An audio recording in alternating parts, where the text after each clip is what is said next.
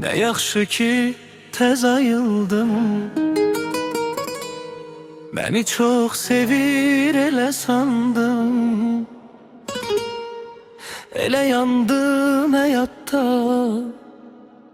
Qara bəxtim, qara taley. Deyirəm özüm özümə,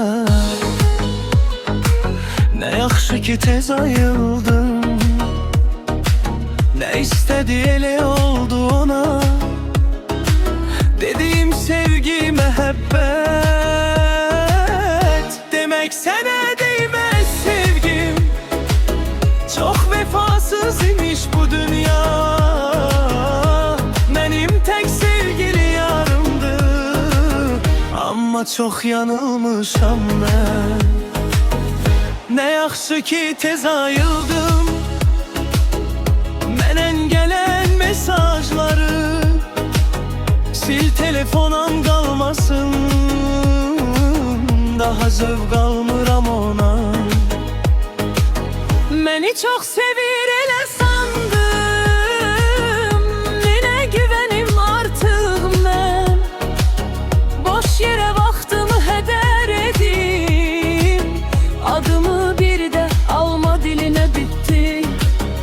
Ne yaxşı ki tez ayıldım. Seni çok sevmiştim ben. Düşünmeden çok səhv ettim. Sənə değmez sevgim benim. Sənə ürəyimdə bəsləyirdim. Canım gözüm deyirdim mən. Özümü alatmışam demə. Ne yaxşı ki tez ayıldım. Yazılar olsun sənə. Bunu necə bacardın sen? O senli günlerim kaldı geride. Daha unudak birbirimizi. Ne yaxşı ki tez ayıldım. Ne bilim ne deyim sənə. Səni necə sevirdim axı mən. Sevgime vermedin değer sen. İlk bakıştan gözünde senin. Dönüyorum ne takmıştım ben.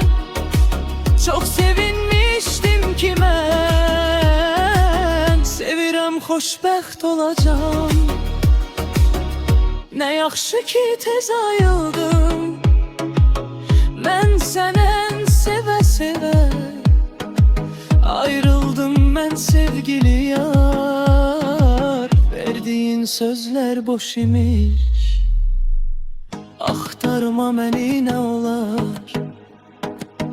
Elə bil ki ölmüşəm mən. Elə bil yoxam dünyada. Sevgin yalan, özün yalan.